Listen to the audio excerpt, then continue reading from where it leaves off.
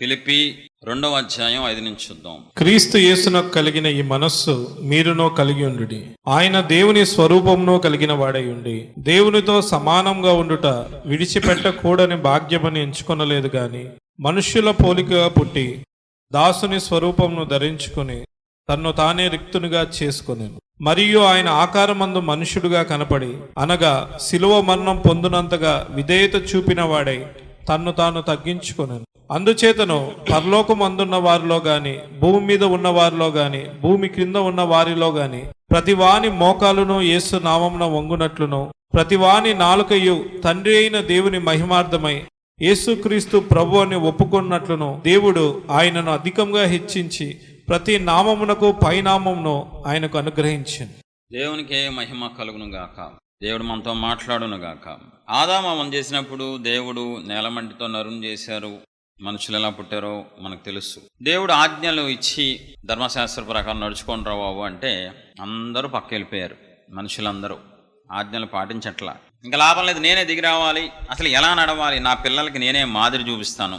పరలోకంలో ఉంటే ఇలా క్లారిటీ రావట్లేదు, నేనే నడిచి ఇలా నడవంట్రా ఇలాగా అని అడుగు జాడలు 33 సంవత్సరాలు ఆయన భూమి మీదకి వచ్చి మానవునిగా అవతరించి మనకి ఒక మంచి నమూనా ఇచ్చి వెళ్ళారు. ఇది చాలా ప్రాముఖ్యం. సేవకులకైనా విశ్వాసులకైనా యేసు ప్రభు వారే మాదిరి. ఆ తర్వాతే భక్తులు ఎవరైనా ఫస్ట్ మాత్రం మనందరం ఖచ్చితంగా యేసు ప్రభు వారిని మాదిరిగా పెట్టుకోవాలి.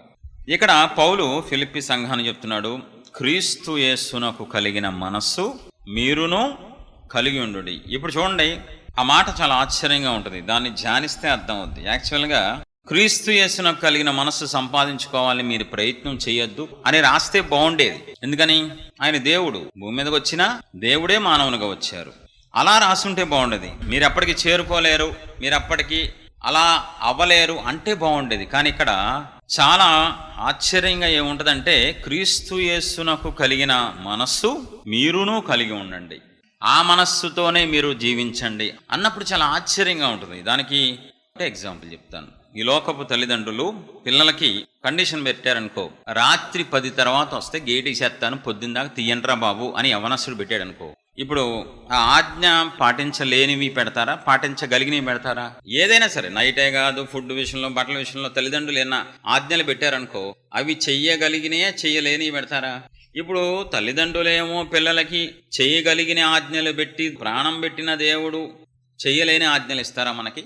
ఎట్టి పరిస్థితుల్లో ఎవరో ఆయన ప్రేమతో మనం చేసుకున్నారు, పగతో చేసుకోవాలి. ఆయన స్వరూపం ఇచ్చారు, ఆయన పోలిక మనకిచ్చి, ఒరే బాబు నా ఆజ్ఞలు భారమైనవి కావు, సులువు అయినవి, నేను ఎప్పుడైనా మీకు ప్రేమతో ఇస్తాను ఆజ్ఞలు, అది చేయగలిగినే ఇస్తాను అంటున్నారు. ఇప్పుడు అదే రీతిగా క్రీస్తు యేసునకు కలిగిన మనస్సు మనం సంపాదించుకోవటం కూడా చెయ్యగలం కాబట్టి దేవుడు ఇచ్చారు. చెయ్యలేనిది ఇస్తే ఆయన అన్యాయస్తుడు అయిపోతాడు. అంటే చేయగలం, ఆయన మనసు మనం సంపాదించుకోగలం అన్నమాట. ఒక క్లారిటీ వచ్చింది. ఆ యొక్క వచనాల్లో చాలా ఉంటాయి. ఆయన రిక్తుడుగా మారారు, దాసుడిగా మారారు, మనిషిగా వచ్చారు. అందుట్లో ఒక పాయింటే తీసుకుంటా ఇవాళ. అన్నీ చేయాలి, అందుట్లో ఒకటి ఆయన విధేయత చూపించారు. ఆ లైన్ కావాలి. ఎంత విధేయత చూపించారు? శిలువ మరణం పొందునంతగా ఆయన ఆకారమందు మనుషుడుగా కనపడి మరణం పొందునంతగా అనగా శిలువ మరణం పొందునంతగా విధేయత చూపిన వాడై. అండర్లైన్ చేసుకోండి దయచేసి. దేవుడు యేసు ప్రభు వారు భూమి మీదకి వచ్చినప్పుడు ఏం చేశారంట? విధేయత చూపించారు. ఈరోజు హైలైట్ అది మనం నేర్చుకోవాల్సిన పాయింట్. విధేయత చూపించారంట. అది చాలా ప్రాముఖ్యమైన విషయం. ఈరోజు మనం అదే నేర్చుకున్నాం. హెబ్రీయులకు రాసిన పత్రిక 5వ అధ్యాయం 7 నుంచి 10లో డైరెక్ట్గా ఆయన విధేయత నేర్చుకున్నారు. ఆయన కుమారుడై ఉండి తాను పొందిన శ్రమల వలన విధేయత నేర్చుకున్నారంట. విధేయత నేర్చుకొని విధేయత చూపించారంట యేసు ప్రభు వారు. అయితే మరి మన పరిస్థితి ఏంటి? కాబట్టి దేవుని పిల్లరా, దేవునికి ఎవరు కావాలి? ఈ భూమి మీద దేవునికి ఎవరు కావాలి? ప్రార్థన చేసేవాళ్ళ, ఆరాధించేవాళ్ళ, హడావుడి చేసేవాళ్ళ, వంట చేసేవాళ్ళ, ఇవన్నీ తర్వాత కావాలి. కానీ ఫస్ట్ దేవునికి ఎవరు కావాలి? విధేయత చూపించేవాళ్ళు కావాలి. ఆరాధించేవాళ్ళు ఇవన్నీ తర్వాత, హడావుడి చేసేవాళ్ళు కాదు కావాల్సింది. నేను అని గొప్పలు పోయేవాళ్ళు కాదు. దేవునికి ఈ భూమి మీద ఎవరు కావాలి? ఎవరి కోసం ఎదురు చూస్తున్నారు అంటే విధేయత చూపించేవాళ్ళు, తనకు విధేయత చూపించే వాళ్ళ కోసం దివారాత్రులు దేవుడు ఎదురు చూస్తున్నారండి. ముందుకెళ్ళే కొద్ది తెలుస్తాయి విధేయుల వల్ల ఎంత లాభం ఉంటుందో, ఎంతమందికి లాభం ఉంటుందో అన్నది. కాబట్టి మనం బైబిల్ ఏం చెప్తుందో చూద్దాం. 1 పేతురు 1:14 నుంచి. నేను పరిశుద్ధుడనై ఉన్నాను గనుక మీరును పరిశుద్ధులై ఉండుడని రాయబడి ఉన్నది. కాగా మీరు విధేయులకు పిల్లలై దేవుని పిల్లలం అని ఎప్పుడు తెలుస్తుంది మనకి? దేవునికి విధేయత చూపిస్తే అన్ని విషయాల్లో, అన్ని సందర్భాల్లో, జీవితాంతం అప్పుడే మనం దేవుని పిల్లలం అవుతాం. ఆ విధేయత చూపించకపోతే, అవిధేయత చూపిస్తే సాతాను పిల్లలు అయిపోతాం మనం. చాలా డేంజర్ అండి. యోహాను 3:35 చాలా ఘాటుగా ఉంటది. కుమారుని యందు విశ్వాసం ఉంచువాడే నిత్య జీవం గలవాడు, కుమారునికి విధేయుడు కానివాడు జీవము చూడడు గాని దేవుని ఉగ్రత వాని మీద నిలిచి ఉండును. బా ఎంత భయంకరంగా రాశారు. యేసు ప్రభు వారికి గనక నువ్వు విధేయత చూపిస్తే నిత్య జీవం ఉంటదంట. ఒకవేళ అవిధేయత చూపించామనుకో యేసయ్యకి ఏమవుద్దంట? దేవుని ఉగ్రత వచ్చేస్తంట. ఉగ్రత, దేవుని ఉగ్రత. బాబాయ్ పిన్ని జాగ్రత్తగా వినాలి. ఈ లోకంలో పనిష్మెంట్లు తల్లిదండ్రులు వేసినా కొంతకాలమే ఉంటుంది, మేనేజర్లు వేసినా, ఆఫీసులో వాళ్ళు వేసినా, గవర్నమెంట్ వేసినా ఎంతైనా కొంతే. కానీ దేవుని ఉగ్రత మాత్రం, దేవుడు వేసే శిక్ష మాత్రం చాలా దారుణంగా యుగ యుగాలు ఉంటుంది. అది ఎవ్వరూ వేసేది కాదు, దేవుడు మాత్రం వేసేది. అందుకే చెప్తారు యేసు ప్రభు వారు సువార్తలో, రే సాతానికి భయపడేది ఆడేం చేస్తాట, గట్టిగా అయితే చంపేస్తాడు, కానీ శరీరాన్ని ఆత్మని నరకాన్ని దోసే దేవుడికి భయపడను రా బాబు అని ఆయన స్పష్టంగా చెప్తారు. కాబట్టి మనం గనక మంచి మనస్సాక్షి కలిగి విధేయులుగా జీవిస్తే ఆశీర్వాదం ఉంటుంది, నిత్యజీవం ఉంటుంది, బహుమానాలు అన్నీ ఉంటాయి.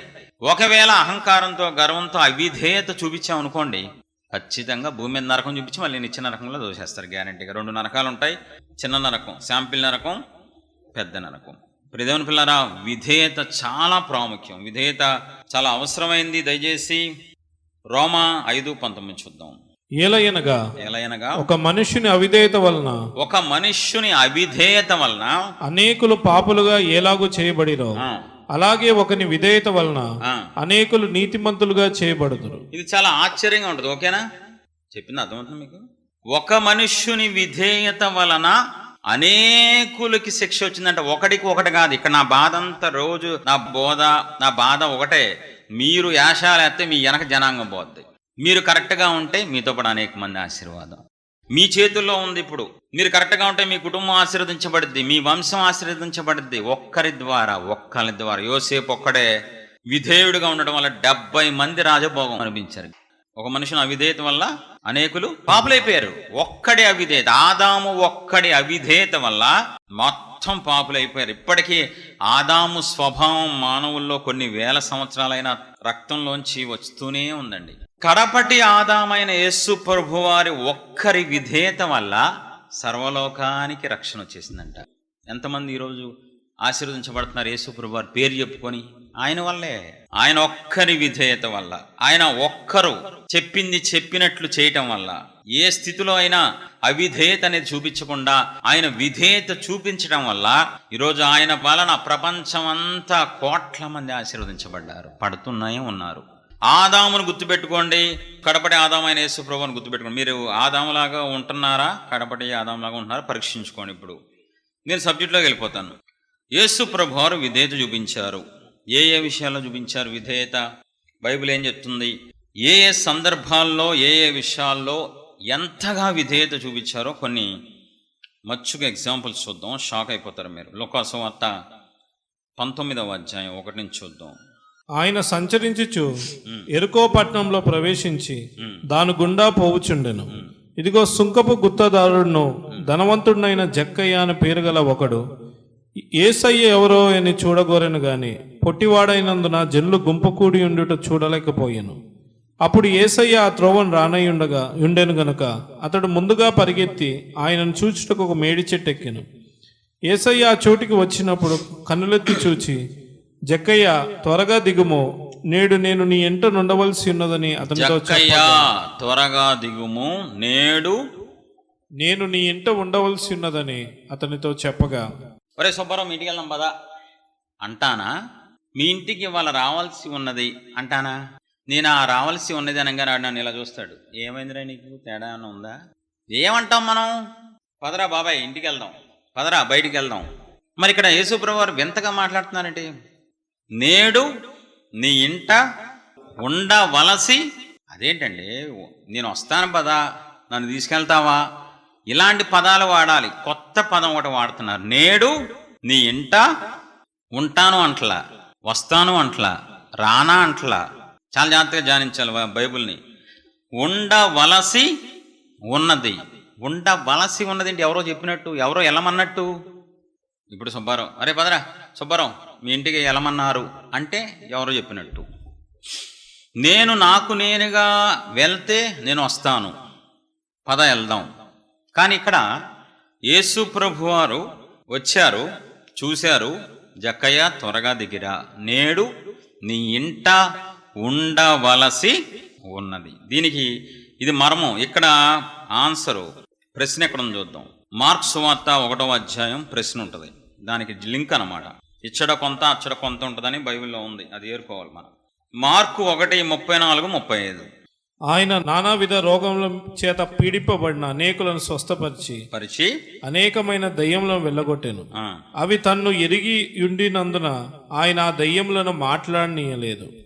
ఆయన పెందలకడనే లేచి, ఇది ఇంపార్టెంట్, ఆయన పెందలకడనే లేచి ఇంకనూ చాలా చీకటి ఉండగానే,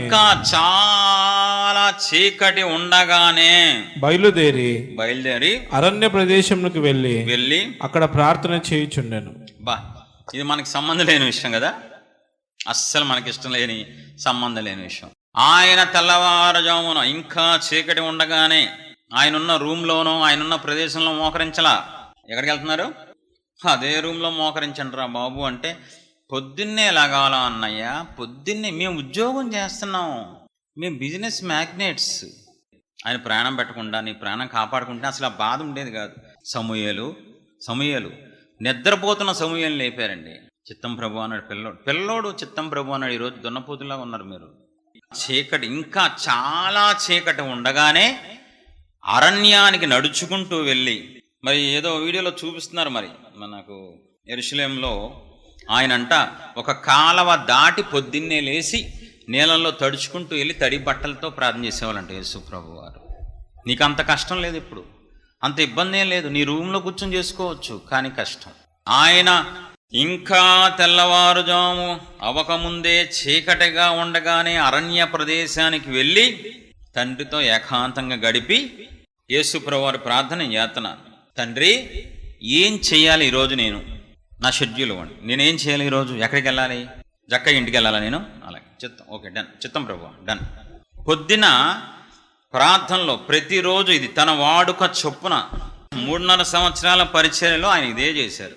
3.5 సంవత్సరాలు తెల్లవారుజాము లెగటం, ఏకాంతంగా కొండ మీదకు అరణ్యానికి వెళ్ళిపోవటం, అక్కడ ప్రార్థన చేసి దేవుని చిత్తాన్ని తెలుసుకొని ఆ రోజు అక్కడికి వెళ్ళాలి ఆయన. అది ప్రోగ్రాం, అది చేసింది పరిచర్య. అది పరిచర్య అంటే అలా ఉంటుంది. అప్పుడు ఆయన ఏం చెప్పారు పరలోకం నుంచి, తండ్రి ప్రార్థనలో తెల్లవారుజామున ఇవాళ జక్కయ్య ఇంటికి వెళ్ళి జక్కయ్యని రక్షించు నువ్వు. అందుకనే ఆ మాట అనాల్సి వచ్చింది, నేడు నీ ఇంట ఉండవలసి వచ్చింది. ఆయన పైనుంచి ఆర్డర్ వేశారు, మనం ఏం చేయలేము, ఇంకా నేను విధేయుణ్ణి. ఆయన చెప్పారు, నేను వస్తున్నాను పద. అది విధేయత అంటే. అయితే ముందుకెళ్దాం, అందుట్లోనే ఆ జక్కయ్య దగ్గరికి వెళ్దాం. లోకా సువార్త 19లో త్వరగా దిగిరా అన్న తర్వాత ఏం జరిగింది? లోకా 19లో అతడు త్వరగా దిగి సంతోషంతో ఆయన్ను చేర్చుకొనెను. అందరూ అది చూసి శభాష్ అన్నారు కదా. చదవండి.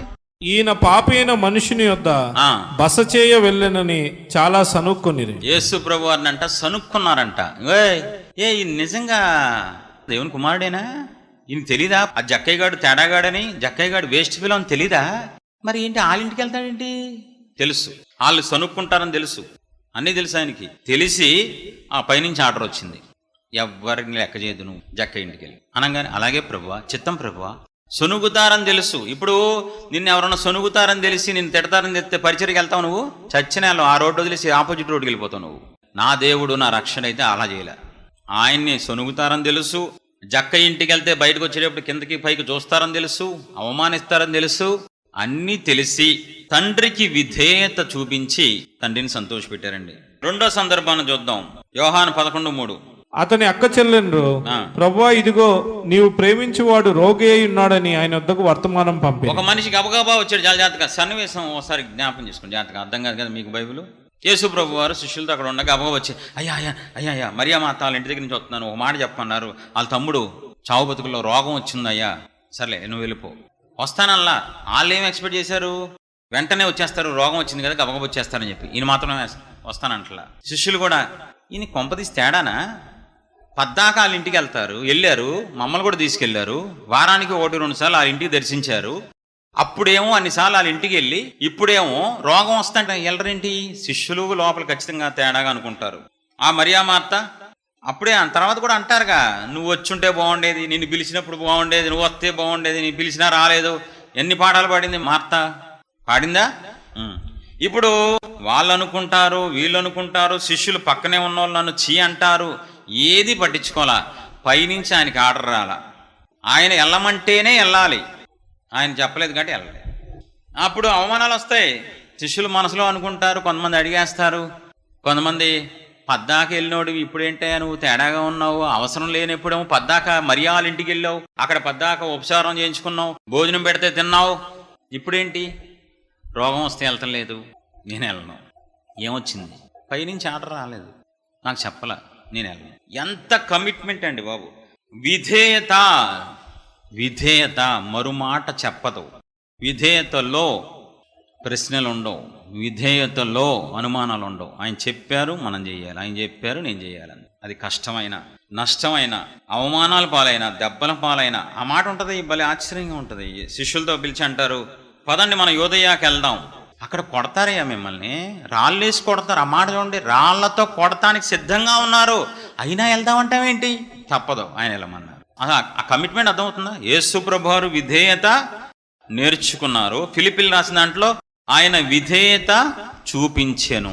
మనం కూడా అదే మనస్సు కలిగి, ఎంత విధేయత, కొట్టినా వెళ్ళే అంత విధేయత, నీ పరువు పోయినా వెళ్ళే అంత విధేయత, నీకు అవమానం వచ్చినా చెప్పింది చేసే అంత విధేయత దేవుడు కోరుకుంటున్నారు. అది మనకి మాదిరిగా ఉంచారు ఆయన. మరి మన పరిస్థితి ఎలా ఉంది? యోహాను సువార్త 4వ అధ్యాయం.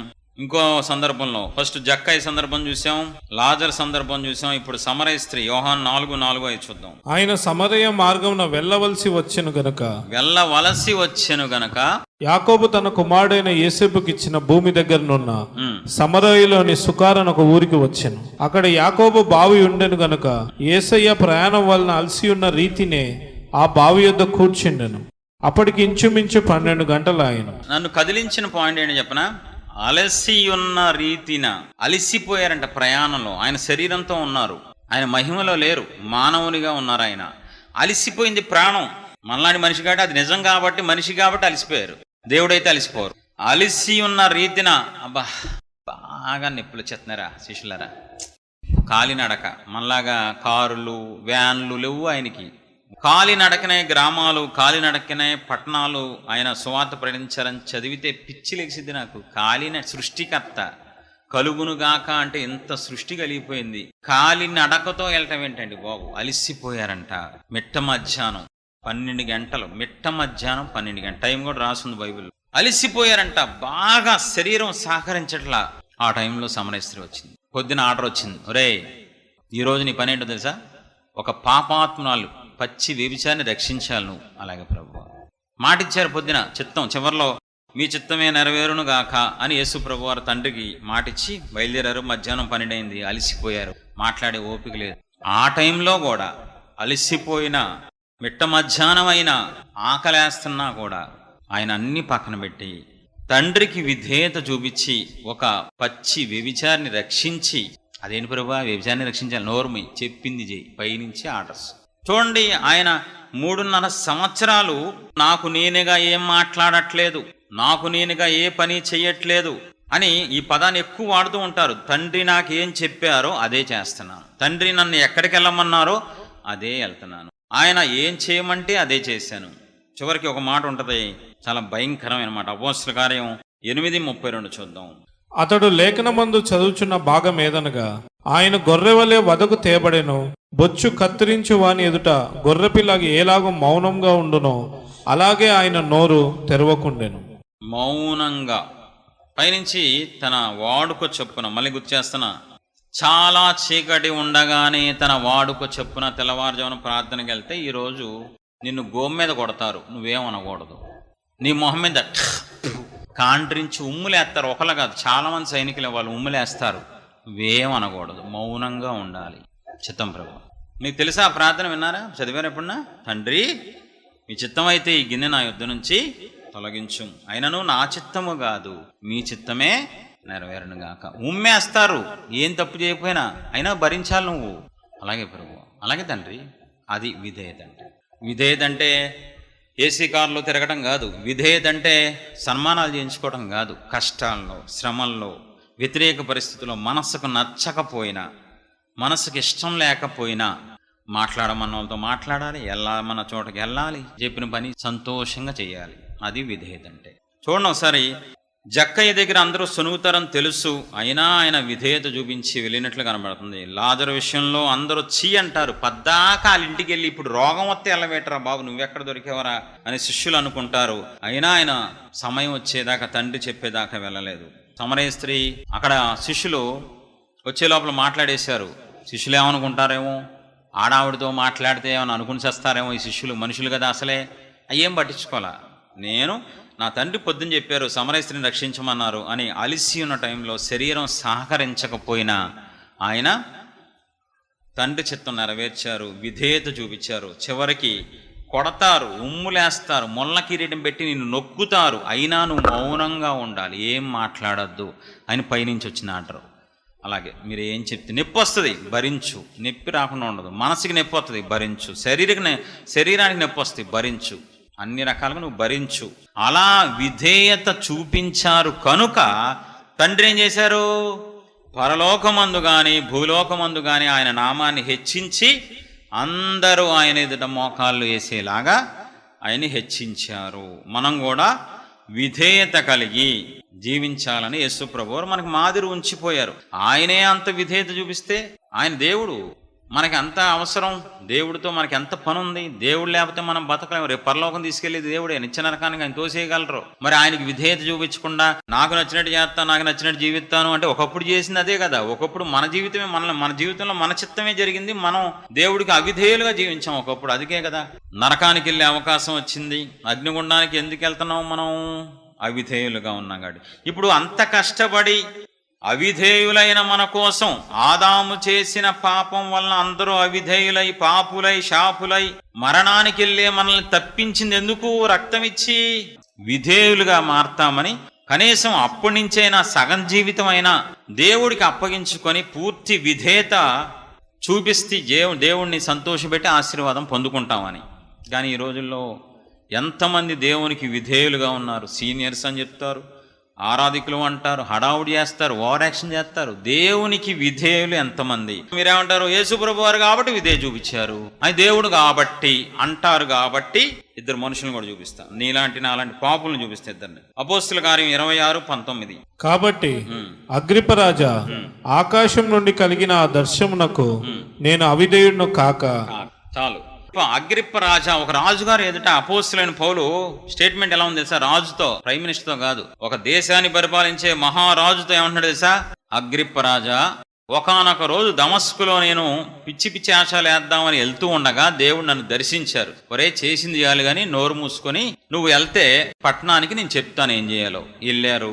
అననీయ అనే ఒక శిష్యుడు వచ్చాడు, చేయబెట్టి ప్రార్థన చేసి, ఒరే బాబు, నిన్ను దేవుడు ఏర్పాటు చేసుకున్నారు, ఎన్నికలో ఉన్నావు, నువ్వు దేవుని సాధనం, ఈ రోజు నుంచి దేవుడు నిన్ను వాడుకోబోతున్నారు ప్రజల రక్షణ కోసం, అన్యులకి నిన్ను వెలుగ్గా మార్చారు అని ప్రణాళిక అంతా చెప్పేశారు. అది గుర్తు చేసుకొని మైండ్లో పెట్టుకొని దాని ప్రకారమే పౌలు జీవిస్తూ, అప్పటి వరకు తన సొంత మార్గం, సొంత చిత్తం, తను అనుకున్నదే చేసేవాడు, మనుషుల్ని ప్రాణాధారంగా చంపేసేవాడు. ఆ తర్వాత మాత్రం పూర్తిగా దేవుడికి సరెండర్ అయిపోయి, ఇంకా మీరేం చెప్తే చేస్తా. ఇప్పుడు ఆ మాట ఎంత అద్భుతమైన మాట, మళ్ళీ చూద్దాం, అందరూ చదువుతాం దయచేసి. అగ్రిప్ప రాజా, ఆకాశం నుండి కలిగిన ఆ దర్శనమునకు నేను అవిధేయుడను కాక. ఏమంటున్నాడు అయ్యగారు?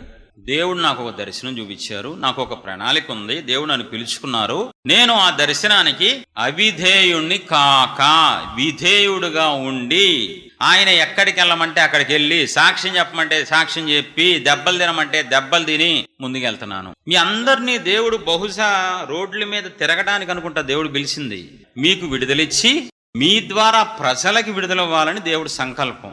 తెలీదా మీకు? ఎందుకు పిలువబడ్డారో? సరదాగా పిలువబడ్డారా? చెమ్మ చెక్కలు ఆడుకుంటాను పిలువబడ్డారా? ఎందుకు పిలువబడ్డారు? మీరు ఎవరి కోసం పిలువబడ్డారు?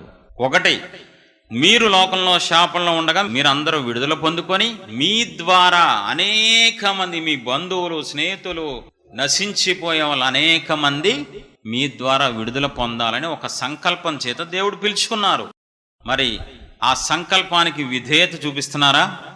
ఆ ప్రణాళికలోనే మీరు ముందుకు వెళ్తున్నారా? ఆయన చిత్తం నెరవేరుస్తున్నారా? లేక అవిధేయులుగా ఉంటున్నారా? ఒకవేళ మీరు ఇంకా అవిధేయత చూపిస్తే దేవుని ఉగ్రత పాలైపోతారు. ఒరే, చెట్టేసి ఎన్ని సంవత్సరాలు అయిందిరా? 3 ఏళ్ళు అయింది అయ్యా, ఫలం ఏమన్నా వచ్చిందా?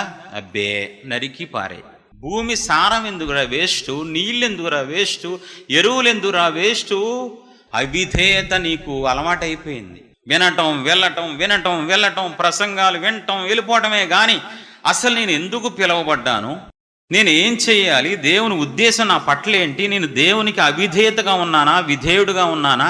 అవిధేయత చూపిస్తే దేవుడికి కోపం వస్తే చాలా డేంజర్గా ఉంటుందండి, చాలా డేంజర్గా ఉంటుంది. ఆ శిక్ష భరించలేరు మీరు. ఎవరు చూపిస్తున్నారు విధేయత? దేవుని ఉద్దేశం నీ పట్ల ఏంటి? పౌలు అంటున్నాడు, నేను ఆ దర్శనానికి ఎలా అవిధేయత చూపించగలను? ప్రాణం పెట్టారు, నన్ను క్షమించారా? నీకేంట్రా, నీ బాధ ఏంటి? అగ్రిప్ప రాజు అడిగితే ఎందుకు అంత నీకు పిచ్చేంటి? ఆయన నన్ను క్షమించారు. ఏది, నేను చంపేశా మనుషుల్ని, హంతకుణ్ణి నేను, నాలంటూ ఆయన క్షమించారు, ఇంకంతకన్నా నాకేం కావాలి? నరకానికి తప్పించేశారు ఆయన, నేను ఇంకా ఆయన చెప్పిందే చేస్తా, ఏదైనా సరే ఆయనకి అవిధేయత చూపించలేను అంటున్నాడండి పౌలు. పౌల్లాగా మనం పాపాలు చేయలేదా? పౌల్లాగా మనం ద్రోహాలు చేయలేదా? పౌల్లాగా మనం దేవుణ్ణి గాయం చేయలేదా? క్రీస్తుని హింసించలేదా మనందరం? మరి మనల్ని క్షమించలేదా? మరి మనం ఏం చేస్తున్నాం? మనందరం కష్టపడితే ఎంతమందికి విడుదల ఇప్పించవచ్చు? ఎన్ని లక్షల మంది విడుదల లేక ప్రజలు అల్లాడిపోతున్నారు. సత్యం తెలియక, లోతైన మర్మాలను తెలియక, దేవుడికి అసలు దగ్గర ఎలా అవ్వాలో తెలియక 20 ఏళ్ళైనా 30 ఏళ్ళైనా అలాగే ఉంటున్నారు. సత్యం తెలియదు, పాపక్షమాపణ తెలియదు, ఎలా ఒప్పుకోవాలో తెలియదు. నువ్వు విధేయత ఎందుకు చూపించట్లేదు? దేవుడు వదిలేస్తారనుకుంటున్నారా? మరి అలా అనుకుంటే ఆ మాట రాయరే. అవిధేయులైన వారికి దేవుని ఉగ్రత వచ్చేస్తుంది, విధేయులైన వారికి నిత్య జీవం వస్తే అని ఎందుకు రాయించారు దేవుడు? ఎందుకు అగ్నిగుండం పెట్టారు? ఎందుకు దెయ్యాలను వదిలేస్తున్నారు మానవుల మీదకి తప్పు చేస్తే? ఎందుకు సౌలు మీదకి దెయ్యం వెళ్ళింది? మనిషిలోకి దెయ్యం వెళ్ళటం ఏంటి? సౌలు దేవుని స్వరూపం, సౌలు అభిషేకం పొందుకున్నాడు, అవిధేయత చూపించాడు, చెప్పిన పని చేయలా. అమాలేకుల విషయంలో చెప్పింది చేయరా బాబో, కృప ద్వారా నీకు అభిషేకం ఇచ్చి రాజుగా చేశానంటే అయ్యగారు అవిధేయత చూపించాడు, దెయ్యం వచ్చేసింది, అవమాన పాలైపోయాడు, రోడ్డు మీద పడిపోయాడు, సింహాసనం పోగొట్టుకున్నాడు. అన్నీ తెలుసు మీకు. మీరు ఆయనకి విధేయులుగా ఉంటేనే ఆశీర్వాదం, ఆయన చిత్తం నెరవేరిస్తేనే ఆశీర్వాదం. మిమ్మల్ని ఏ ఉద్దేశంతో పిలిచారో ఆ ఉద్దేశం మీ పట్ల జరిగితేనే మీకు ఆశీర్వాదం. అపోస్తలుల కార్యం 21వ అధ్యాయం 13-14 వచనాలు. పౌలు, ఇదెందుకు? మీరు ఏడ్చి నా గుండె బద్దలు చేసేదెలా? నేనైతే ప్రభువైన యేసయ్య నామం నిమిత్తము యెరూషలేములో బంధింపబట్టకు మాత్రమే గాక చనిపోవుటకును సిద్ధంగా ఉన్నానని చెప్పాను. అతడు ఒప్పుకొనందున మేము ప్రభు చిత్తం జరుగునుగాక అని ఊరుకుంటుమి. పౌలు ఎంతగా దేవుడికి సమర్పించుకున్నాడంటే జనాలందరూ వచ్చి, బాబో నువ్వు మాకు కావాలి, గుండెలు బయలులాగా ఏడుస్తున్నారు, వద్దొద్దు యెరూషలేంకి వెళ్ళి చంపేస్తారు, బాబోయ్ మాకు నువ్వు ఉన్నావు, ఏకైక దైవజనుడు, సూపర్ చెప్తున్నావు, మాకు ప్రేమ చూపిస్తున్నావు, మీరు ఏడ్చినా ఏం చేసినా నేనే వెళ్ళిపోతా, అక్కడ బంధించడం కాదు, చంపేసినా పర్వాలా. ఎంత కమిట్మెంట్ అండి! మళ్ళాంటోడు కాదా, మళ్ళాంటి పాపి కాదా?